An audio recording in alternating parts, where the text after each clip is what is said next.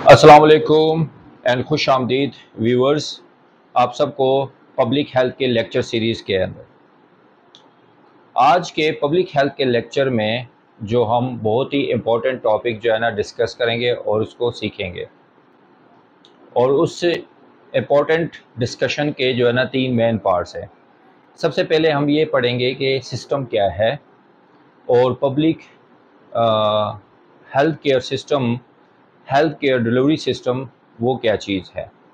और फिर हम पढ़ेंगे हेल्थ केयर सिस्टम का जो है ना मॉडल जो एग्जिस्ट करती है ऑल ओवर दी वर्ल्ड में, जिसके ज़रिए एक हेल्थ केयर सिस्टम लोगों को जो है ना डिलीवर किया जाता है, उस मॉडल को भी हम बड़े डिटेल के साथ डिस्कस करेंगे। आइए सबसे पहले मैं आपका थेमेटिक या डेफिनेशन पढ़ते हैं कि सिस्टम क्या चीज़ है। सिस्टम जो है ना एक सेट ऑफ एक्टिविटीज़ होती है ऑफ डिफरेंट कंपोनेंट्स के, ऑफ वैरायटी ऑफ कंपोनेंट्स के, और ये एक्टिविटीज़ और कंपोनेंट एक दूसरे के साथ इंटरकनेक्टेड होते हैं एक ऑर्गेनाइज वे में, और एक ऑर्गेनाइज वे में जो है ना फंक्शन कर रहे होते हैं। और जब ये ऑर्गेनाइज वे में फंक्शन या प्रोसेस कर रहे होते हैं तो एक कॉमन गोल या आउटकम को जो है ना अचीव करते हैं। तो ये है सिस्टम की डेफिनेशन। आइए पढ़ते हैं सिस्टम क्या है। सिस्टम जो है ना सेट ऑफ एक्टिविटीज़ होती है ऑफ डिफरेंट कंपोनेंट्स के, डिफरेंट कंपोनेंट्स के,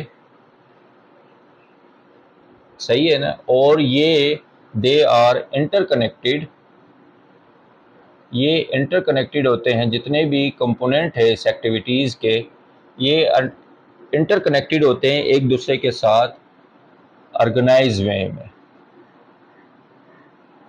ऑर्गेनाइज वे में कनेक्टेड होते हैं और अचीव करते हैं एक कॉमन गोल को, कॉमन गोल या आउटकम को अचीव करते हैं। तो ये तो हो गया डेफिनेशन सिस्टम का, और इसी सिस्टम की डेफिनेशन को आप किसी भी डिसिप्लिन में जो है ना अप्लाई कर सकते हैं। अब हम पढ़ते हैं कि हेल्थ सिस्टम क्या है। हेल्थ सिस्टम एक ऑर्गेनाइजेशन है जो कि मुश्तमिल है लोगों पे, इंस्टीट्यूशन पे और रिसोर्सेज पे, जिसको कहते हैं PIR। तो हेल्थ सिस्टम एक ऑर्गेनाइजेशन का नाम है जो कि मुश्तमिल है लोगों पे, इंस्टीट्यूशन पे और रिसोर्सेज पे। और इसका फंक्शन क्या है, मेन फंक्शन ये है, ये क्या हेल्थ केयर सर्विसेज जो है ना प्रोवाइड करती है to meet the health needs. जो हेल्थ नीड्स होती है, लोगों की सेहत की ज़रूरियात होती है, उसको पूरा करती है किसी भी टारगेट पॉपुलेशन का। जो भी टारगेट पॉपुलेशन है, जो उनकी जो सेहत की जो ज़रूरियात है उसको जो है ना पूरा करती है। लेकिन टारगेट पॉपुलेशन यहाँ पर क्यों कहा गया है? इसलिए कि टारगेट पॉपुलेशन के हेल्थ केयर सिस्टम जो है ना हर पॉपुलेशन और ग्रुप ऑफ पीपल और कम्युनिटी पीपल का जो है ना मुख्तलिफ होता है, उनकी ज़रूरियात के लिहाज से और उनकी रिसोर्सेज के लिहाज से। जैसे कि देहात में लेने वाले लोगों की जो हेल्थ केयर नीड्स है वो डिफरेंट है। जो लोग जो है ना अर्बन एरिया में रहते हैं, अर्बन एरिया में जो टारगेट पॉपुलेशन है उनकी हेल्थ केयर नीड डिफरेंट होगी। जो रूरल एरिया में लोग रह रहे होंगे उनकी हेल्थ केयर नीड डिफरेंट होगी अकॉर्डिंग टू दिया बर्डन ऑफ डिजीज़ और हेल्थ प्रॉब्लम के लिहाज से। तो इस हेल्थ की ज़रूरत को पूरी करने के लिए जो एक ऑर्गेनाइजेशन होता है health system, it is an organisation. उस ऑर्गेनाइजेशन में ये मुश्तमिल होती है 3 चीज़ों पे, PIR पीपल और इंस्टीट्यूशन, लोगों पे मुश्तमिल होती है, और इसके अंदर इंस्टीट्यूशन होती है। तीसरा जो चीज़ है resources and resources to deliver the health care, to deliver the services to meet the health needs of target population। ये एक डेफिनेशंस है हेल्थ सिस्टम की, कि हेल्थ सिस्टम एक ऑर्गेनाइजेशन का नाम है जिसके अंदर मुश्तमिल है लोगों पे, इंस्टीट्यूशन पे और रिसोर्सेज में, जिनका मेन फंक्शन है कि ये हेल्थ केयर सर्विसेज देती है, लोगों की जो हेल्थ नीड है, जो टारगेट पॉपुलेशन की जो हेल्थ नीड्स है, उसको फुलफ़िल करती है या उसको पूरा करती है। और इसका जो मेन एम है इसका हेल्थ सिस्टम का, वो क्या करती है? To P R M means promote करती है, रिस्टोर करती है एंड मेंटेन करती है हेल्थ को। जो मेन फंक्शन है हेल्थ केयर सिस्टम का, वो लोगों की जो टारगेट पॉपुलेशन की जो लोगों की जो हेल्थ है, पहले तो उसको प्रोमोट करेगी, सेकंड उसको रिस्टोर करेगा, फिर इसको मेंटेन करेगा, ताकि लोगों की जो हेल्थ है, जो टारगेट पॉपुलेशन की जो हेल्थ की जो नीड्स है, उसको इम्प्रूव किया जा सके। आज के लेक्चर का जो तीसरा मेन इम्पॉर्टेंट पार्ट्स है वो है हेल्थ सिस्टम मॉडल। कि हेल्थ सिस्टम मॉडल क्या है? जो ये हेल्थ सिस्टम मॉडल है, दुनिया में जितने भी कौमें हैं, जितने भी हिस्ट्री में चले जाएं या अभी भी देख लें, हर कौम की, हर कंट्री ने अपने हेल्थ केयर सिस्टम मॉडल जो है ना डेवलप किया था, और अपने रिसोर्सेज के लिहाज से, अपने हेल्थ के लीड्स के लिहाज से उन्होंने अपने ही डिज़ाइन किया मॉडल को, और अपने ही मॉडल को, उस मॉडल को डिज़ाइन करके, डेवलप करके अपने हेल्थ की नीड्स और हेल्थ प्रॉब्लम्स को जो है ना उन्होंने एड्रेस किया। लेकिन पूरी दुनिया में जो हेल्थ सिस्टम मॉडल है, वो जो डिलीवर किया जाता है वो दो तरीक़ों से किया जाता है। उसमें दो तरीके, एक तो है प्राइमरी हेल्थ केयर। ये दुनिया के किसी भी कोने में चले जाएं तो दो ही तरीके हैं जिसके ज़रिए से हेल्थ के प्रॉब्लम्स को जो है ना एड्रेस किया जाता है। एक तो है primary health care. Primary health care में तीन लेवल्स की जो है प्रिवेंशन होती है: primary prevention, secondary prevention, tertiary prevention. चाहे आप डेवलपिंग कंट्रीज़ में रहते हो या डेवलप कंट्रीज़ में रहते हो, तो वहाँ पर भी जो है ना ये प्राइमरी हेल्थ केयर का जो है ना मॉडल चलता है। सेकंड जो मेथड्स है जिसके ज़रिए से हेल्थ की नीड्स को पूरी की जाती है, या हेल्थ की चैलेंजेस को फेस किया जाता है, या उसको एड्रेस किया जाता है, किसी भी हेल्थ प्रॉब्लम आ जाए या हेल्थ डिजीज़ आ जाए तो उसको जो है ना कंट्रोल किया जाता है। दूसरा मेथड है, उसको कहते हैं public health measures. Public health measures के ज़रिए से भी आप अपने लोगों की जो हेल्थ के जो प्रॉब्लम्स हैं, अपने जो लिमिटेड रिसोर्सेज हैं, वसाइल हैं जो आपके, उस वसाइल के ज़रिए से आप उसको जो है ना कंट्रोल कर सकते हैं और उसको एड्रेस कर सकते हैं। लेकिन ये जो हेल्थ सिस्टम मॉडल है, ये हेल्थ सिस्टम मॉडल दुनिया के हर कोने में, हर हेल्थ केयर सिस्टम में जो है ना यही मॉडल यूज़ होता है। आइए इस हेल्थ सिस्टम मॉडल को समझने की कोशिश करते हैं। तो हेल्थ सिस्टम मॉडल के जो लेफ़्ट साइड पे इसके 6 बिल्डिंग ब्लॉक्स होते हैं, 6 बिल्डिंग ब्लॉक्स, और इसको WHO का मॉडल कहा जाता है, और ये WHO ने ये मॉडल बनाया था कि हेल्थ सिस्टम मॉडल। और इस हेल्थ सिस्टम मॉडल को जो है ना, जो दूसरा नाम है, इसको कहते हैं 6 बिल्डिंग ब्लॉक्स भी कहा जाता है, उसके ज़रिए से बड़ा ये मशहूर है। लेकिन इस मॉडल का जो लेफ़्ट साइड है वो 6 बिल्डिंग ब्लॉक्स है। अब इस 6 बिल्डिंग ब्लॉक्स ये दुनिया के हेल्थ सिस्टम मॉडल पे कहीं पे भी अप्लाई करेंगे, वहाँ पर ये फिट ऑन होगा और वहीं पर जो है ना ये यूज़ होता है।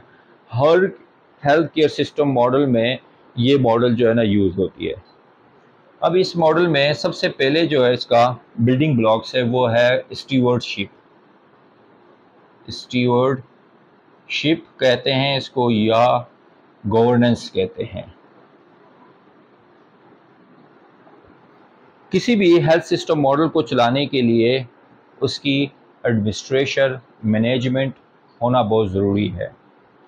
अगर किसी भी सिस्टम को चलाने के लिए उसका फर्स्ट बिल्डिंग ब्लॉक में जो देखें ना, फर्स्ट पे टॉप पे जो है ना वो गवर्नेंस और एडमिनिस्ट्रेशन है।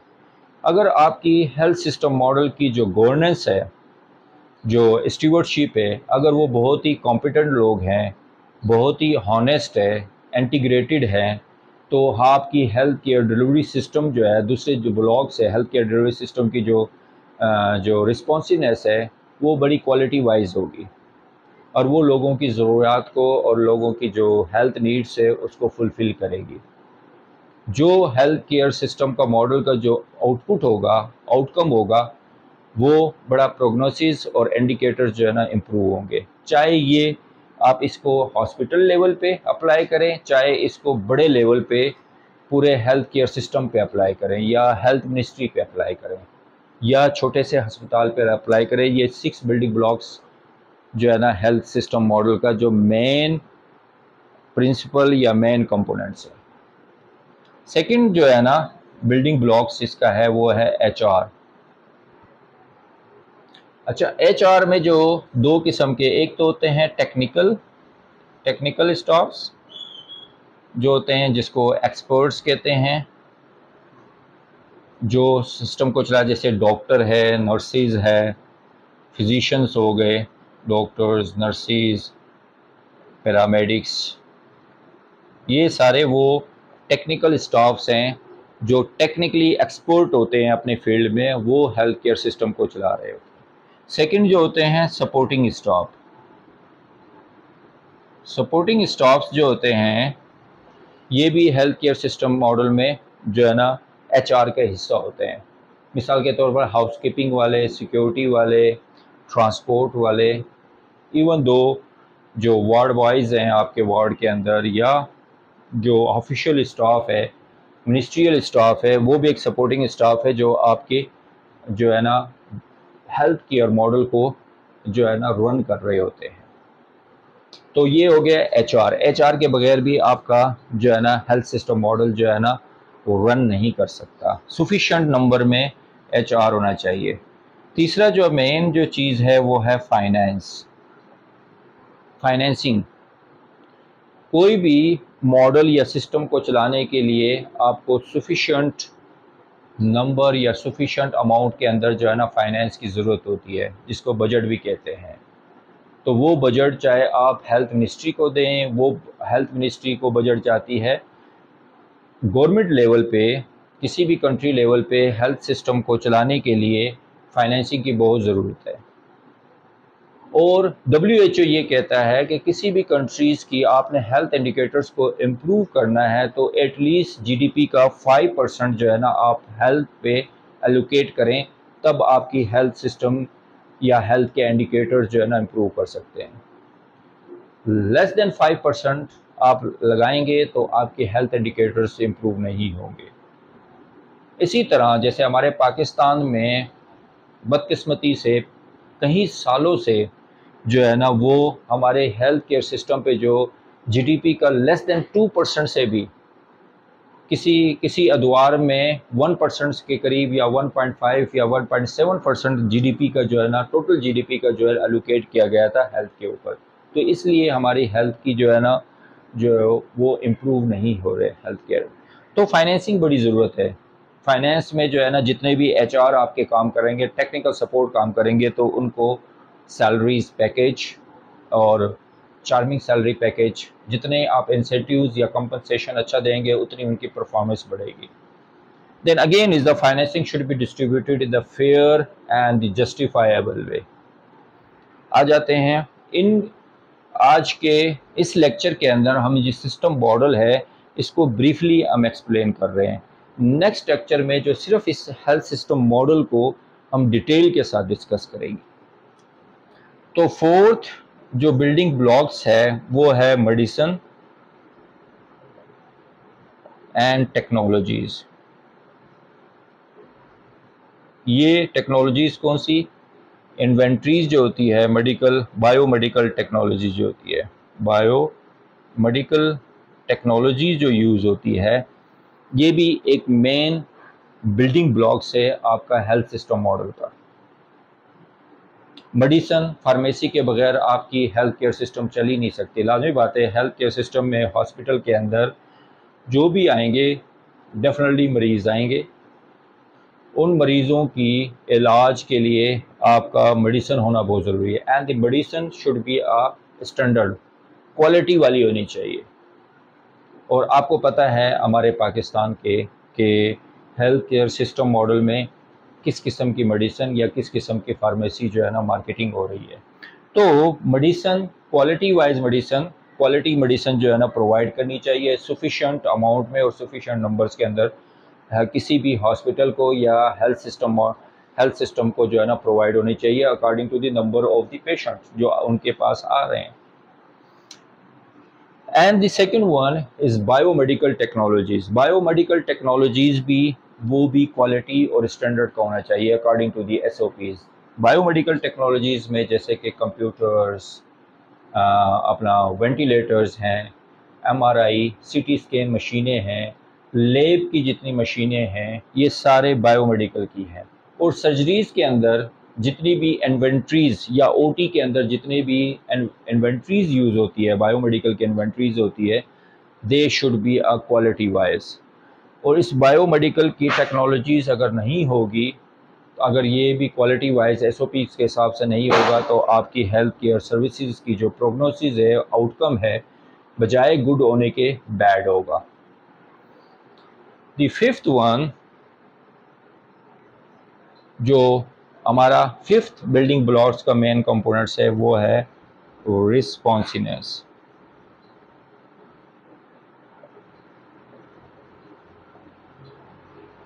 रिस्पॉन्सिवनेस जो होती है वो भी सर्विस डिलीवरी जिसको कहते हैं, सर्विसेज।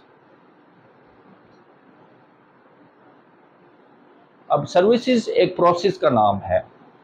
ये stewardship, HR, finance, medicine, biotechnologies and the sixth one is the HMIs। ये सारे सर्विसेज का पार्ट है।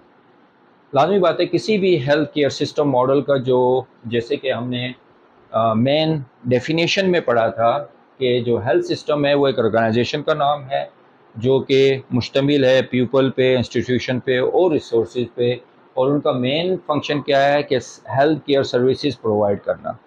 हेल्थ केयर सर्विसेज प्रोवाइड करना जो टारगेट पॉपुलेशन की उसकी हेल्थ नीड को पूरी कर सके। तो यहाँ पर जो सर्विसेज प्रोवाइड की जा रही है हेल्थ सिस्टम मॉडल का, जो मेन जो आउटपुट है, आउटकम है, वो है सर्विसेज। ठीक है ना। और क्वालिटी सर्विसेज होनी चाहिए, और क्वालिटी सर्विसेज तब होगी जब आपके HR कॉम्पिटेंट होंगे और आपकी जो गवर्नेंस है वो हॉनेस्ट होंगे, इंटीग्रेटेड होंगे, और जो आपकी फाइनेंसिंग जो है ना फेयर और without the leakage of resources जो है ना, जो इन्हें यूटिलाइज हो रही है पेशेंट की वेलफेयर के लिए, पेशेंट की फलाह बहबूद के लिए, पेशेंट की ही जो है ना हेल्थ और सेहत को और उस पॉपुलेशन की सेहत को बेहतर करने के लिए जो है ना यूज़ किया जा रहा है, और स्टैंडर्ड वाली मेडिसन और बायोमेडिकल इन्वेंट्रीज़ यूज़ हो रही हो, तो आपकी रिस्पॉन्सिवनेस जो है ना अच्छी होती है, क्वालिटी वाइज होती है। नाउ द सिक्स्थ जो है वो आपका है HMIS। HMIS को कहते हैं हेल्थ इंफॉर्मेशन डेटा जो होती है, हेल्थ इंफॉर्मेशन डेटा। तो हेल्थ इंफॉर्मेशन जो डेटा है, जिसको हेल्थ इंफॉर्मेशन मैनेजमेंट सिस्टम, जो हेल्थ सिस्टम का जो डेटा है, वो डेटा और इंफॉर्मेशन के बगैर जो गवर्नेंस है या जो हेल्थ के जो ऊपर एडमिनिस्ट्रेशन बैठे हैं, वो रिसोर्सेज को जो है ना अलोकेट नहीं कर सकते, अप्रोप्रिएट अलोकेट नहीं कर सकते। जब आपका HMIS सिस्टम प्रॉपरली काम कर रहा होगा और वो टाइमली आपको डेटा प्रोवाइड कर रहा है और रोबस्ट डेटा प्रोवाइड कर रहा है और evidence based, research based data आपको प्रोवाइड कर रहा है, तो गवर्नेंस और स्टीवर्डशिप लेवल पे डिसीजन लेना बहुत आसान होगा कि आपने अपने रिसोर्सेज को किस साइड पे जो है ना एलोकेट करना है। सपोज़ अगर किसी रूरल एरिया में कोई डिजीज़ जो डायरिया और डायसेंट्री या मीजल्स जो है ना बच्चों में फैल रही है, तो बजाय टर्शरी केयर के हमें प्रिवेंशन लेवल पे जो है ना रिसोर्सेज को ज़्यादा एलोकेट करना है, वहाँ पर जाके कम्युनिटी में लोगों में ज़्यादा अवेयरनेस देनी है, उनको ORS जो है ना डिस्ट्रीब्यूट करना है, उनको ORS जो है ना बनाना सिखाना है, तो ताकि ये जो है ना डिज़ीज़ को हम टाइमली जो है ना उस पर एक्शन करके उसको कंट्रोल कर सके। तो रिसोर्सेज की एलोकेशन जो होती है या HR की जो एलोकेशन होती है या फाइनेंस की भी एलोकेशन होती है, वो होती है आपकी सिस्टम के ऊपर, आपकी डेटा के सिस्टम पे, इंफॉर्मेशन पे। और ये सिस्टम जो है ना किसी हेल्थ इंफॉर्मेशन सिस्टम, ये जो है ना आपकी किसी हॉस्पिटल में भी हो सकती है या लार्जर मिनिस्ट्री लेवल के डेटा पे भी हो सकती है। जैसे कोविड-19 के जो है ना डेटा, जो जब कोविड-19 जब आउटब्रेक हुई थी, पैंडेमिक हुई थी, वो सारी की सारी HMIS सिस्टम एक कंट्रोल रूम में बनाया गया था और उस कंट्रोल रूम के ज़रिए से वो डेटा जो है ना upper management policy making level पे, डिसीजन मेकिंग लेवल पे जो है ना डिसिमिनेट हो रहा था और उसी के बेसिस पे जो है ना एक्शन लिया जा रहा था। जब ये 6 बिल्डिंग ब्लॉक्स जो है ना, जो सर्विसेज जो प्रोवाइड कर रही होती है, ये अल्टीमेट इनका मेन जो है ना क्या क्या चीज़ें जो है ना प्रोसेस कर सकती है। एक तो ये होगा एक्सेस जो है ना हेल्थ केयर की एक्सेस, उसको ये इंक्रीज़ करेगी ताकि इस 66 बिल्डिंग ब्लॉक्स अगर ये प्रॉपरली काम कर रहे हैं और ये प्रॉपरली फंक्शन कर रहे हैं, तो सबसे पहले एक्सेस ऑफ कवरेज बढ़ेगी, हेल्थ की एक्सेस और कवरेज जो है ना इन्हांस होगी, ज़्यादा लोगों को जाके हेल्थ केयर सर्विसेज मिल सकती है अगर ये properly 6 building block properly function कर रहे हो। सेकंड क्या होगी, ये क्वालिटी एंड सेफ्टी जो है ना सर्विसेज प्रोवाइड होगी। क्वालिटी एंड सर्विसेज जो है ना उस टारगेट पॉपुलेशन की हेल्थ की क्वालिटी सर्विसेज और सेफ सर्विसेज जो है ना लोगों को प्रोवाइड होगी। जब quality of health care services provide होगी तो लोगों की सेहत और बीमारियों से बचाव होगा और उनकी जो है ना सेहत जो है ना इम्प्रूव होगी। अब ये इनके फंक्शन जो इसके जो राइट आर्म पे इसके क्या है, गोल्स एंड आउटकम है, गोल्स एंड आउटकम जो इसके राइट आर्म पे है। फर्स्ट जो मेन जो गोल और आउटकम होगा इस 6 बिल्डिंग ब्लॉक के ज़रिए से, वो होगा इम्प्रूव दी हेल्थ। मेन जो चीज़ करेगी ये इम्प्रूव करेगी हेल्थ को।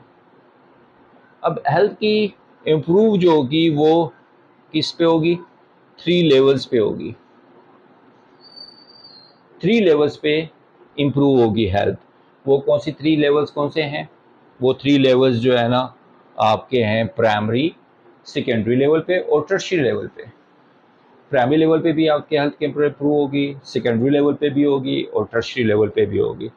तीसरा जो होगा वो इक्विटी एंड इक्वालिटी जो है ना वो भी इम्प्रूव होगी हेल्थ की।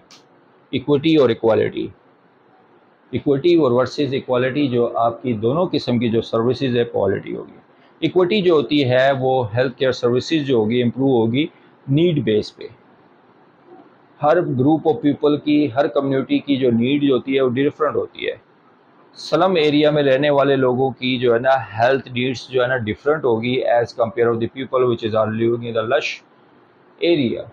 और दूसरी होती है equality. Equality means the provide the resource health care services equally to the all the people which is are coming in the health care services. Second जो होगी वो आपकी होगी, सेकंड जो हम करेंगे सोशल, जो आउटकम होगा इसका गोल और outcome social and financial risk protection होगी। जो सेकंड मेन गोल और आउटकम है इस हेल्थ केयर सिस्टम मॉडल का, वो उसकी जो आउटकम है सोशल और फाइनेंशियल रिस्क प्रोटेक्शन से बचेंगे।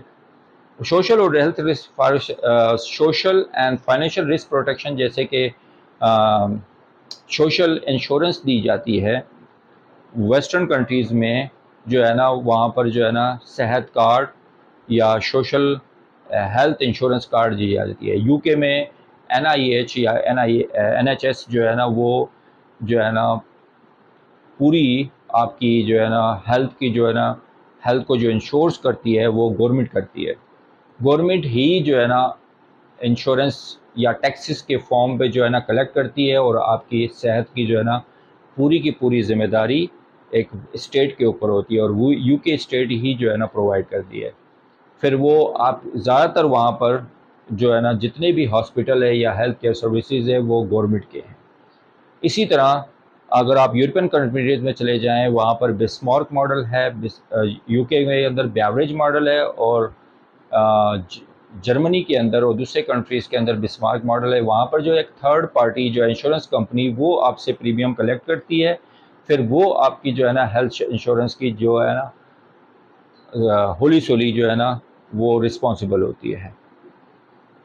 और तीसरा जो मॉडल है जो डेवलपिंग कंट्रीज़ में बहुत ज़्यादातर यूज़ होती है वो ऊप्स होती है। ऊप्स का मतलब है कि आउट ऑफ पॉकेट मनी, कि हम जैसे हमारे पाकिस्तान के अंदर जो है ना जब हम हेल्थ केयर सर्विसेज लेते हैं तो हम अपनी जेब से पैसा खर्च करके किसी भी डॉक्टर्स या किसी भी जीपीज़ या किसी भी हेल्थ केयर प्रोवाइडर जो कम्युनिटी के अंदर है उससे जाके अपनी हेल्थ केयर एक्सेस लेते हैं या अपनी हेल्थ केयर ट्रीटमेंट लेते हैं। तो इससे मेन फंक्शन इसका क्या है कि सोशल और फाइनेंशियल रिस्क प्रोटेक्शन प्रोवाइड करना। जैसे कि पिछले गवर्नमेंट में मियां नवाज शरीफ ने जो है ना सबसे पहले शुरू किया था, प्राइम मिनिस्टर जो है ना सेहत कार्ड शुरू किया था, फिर उसको कंटिन्यू किया पीटीआई की गवर्नमेंट ने, उन्होंने सेहत सहूलत कार्ड जो है ना के ज़रिए से अभी तक केपीके में दिया जा रहा था, फिर उन्होंने पंजाब में भी किया और इसी तरह बलूचिस्तान में भी शुरू किया गया था। तो ये सोशल फाइनेंशियल रिस्क प्रोटेक्शन है। तीसरा जो है ना इसकी है रिस्पॉन्सिवनेस। रिस्पॉन्सिवनेस का मतलब है कि आपको जो हेल्थ केयर सर्विसेज दी जा रही है वो क्वालिटी वाइज होनी चाहिए, क्वालिटी होनी चाहिए, सेफ होनी चाहिए।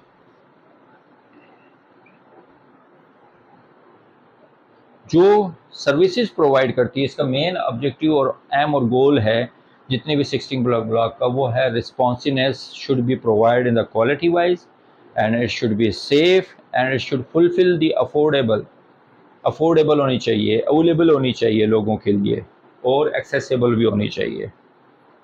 तो जो क्वालिटी सर्विसेज है वो जो रिस्पॉन्सिवनेस है वो क्वालिटी वाइज होनी चाहिए, and the second one it should be a safe, and the third one, और ये क्या होनी चाहिए, अफोर्डेबल भी होनी चाहिए।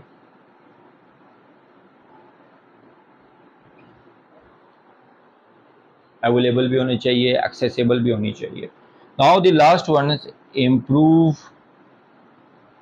The efficiency. एफिशिएंसी जो लास्ट गोल और आउटकम है इस हेल्थ सिस्टम मॉडल का वो है improve the efficiency. Improve the efficiency का मतलब ये है कि जैसे लिमिटेड रिसोर्सेज के अंदर या मिनिमम रिसोर्सेज के अंदर आपने मैक्सिमम आउटपुट देना है। मतलब जितना कम खर्च हो के हमें वो इंटरवेंशन आपने हेल्थ सिस्टम में वो हेल्थ इंटरवेंशन या मैनेजमेंट के स्ट्रेटजीज़ या एक्शन यूज़ करने हैं जो मिनिमम रिसोर्सेज में ज़्यादा आउटपुट दे, तो उसको कहते हैं एफिशिएंट। इम्प्रूव एफिशिएंसी को आपने इम्प्रूव करनी है। एफिशिएंसी को इम्प्रूव करने के लिए तो आपने कॉस्ट एफिशिएंट, ठीक है ना, cost effectiveness and cost benefit,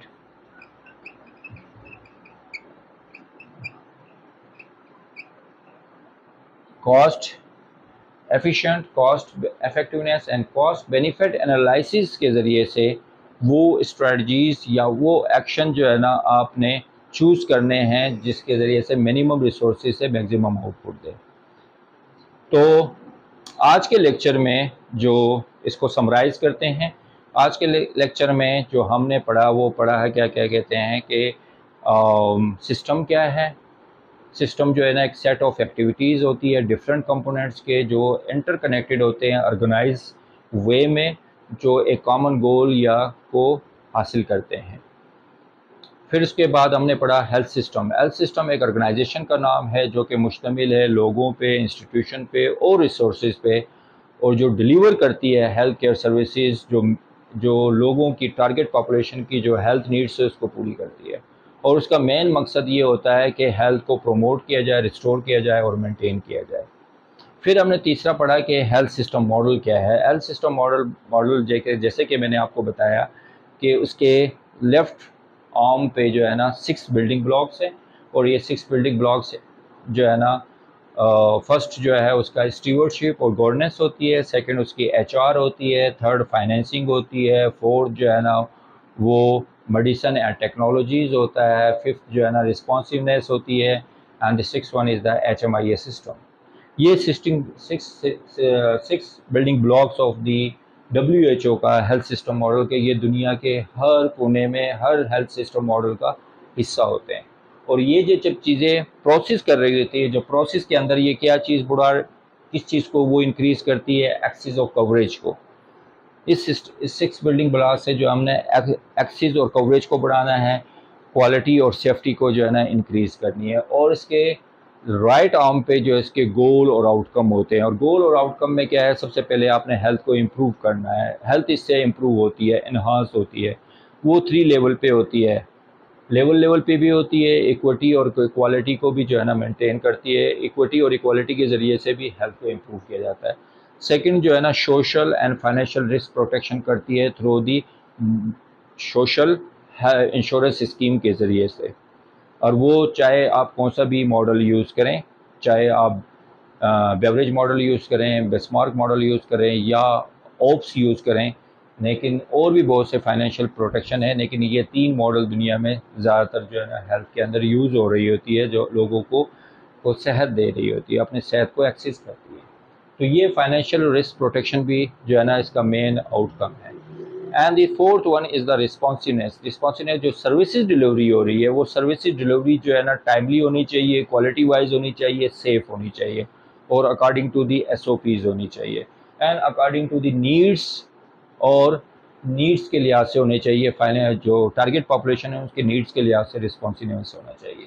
and the last one is the improve the efficiency. Improve the efficiency means limited resources के अंदर या एलोकेटेड रिसोर्सेज के अंदर इस तरह से क्वालिटी वाइज फंक्शन करना है कि मैक्सिमम आउटपुट मिले। और वो मैक्सिमम आउटपुट तो फिर आपने वो इंटरवेंशन या वो स्ट्रेटजीज़ या वो डिसीजन लेने हैं जो कि कॉस्ट एफिशिएंट, कॉस्ट इफेक्टिवनेस और कॉस्ट बेनिफिट एनालिसिस वाले होने चाहिए। आई होप आज के लेक्चर में आपका जो कंसेप्ट है सिस्टम के बारे में, हेल्थ सिस्टम के बारे में और हेल्थ सिस्टम मॉडल के बारे में आपकी नॉलेज को इन्हांस की होगी, और इसके आपके जो कंसेप्ट है उसको क्लियर किया होगा। आखिरी में आप सबसे गुजारिश करता हूं कि मेरे चैनल को सब्सक्राइब करें और बेल आइकॉन को प्रेस करें। जैसे ही बेल आइकॉन को आप प्रेस करेंगे, जैसे ही मैं न्यू लेक्चर अपलोड करूँगा यूट्यूब पर, वो आप तक रसाई होगी। Thank you so much. अल्लाह हाफिज़। अपना ख्याल रखिएगा।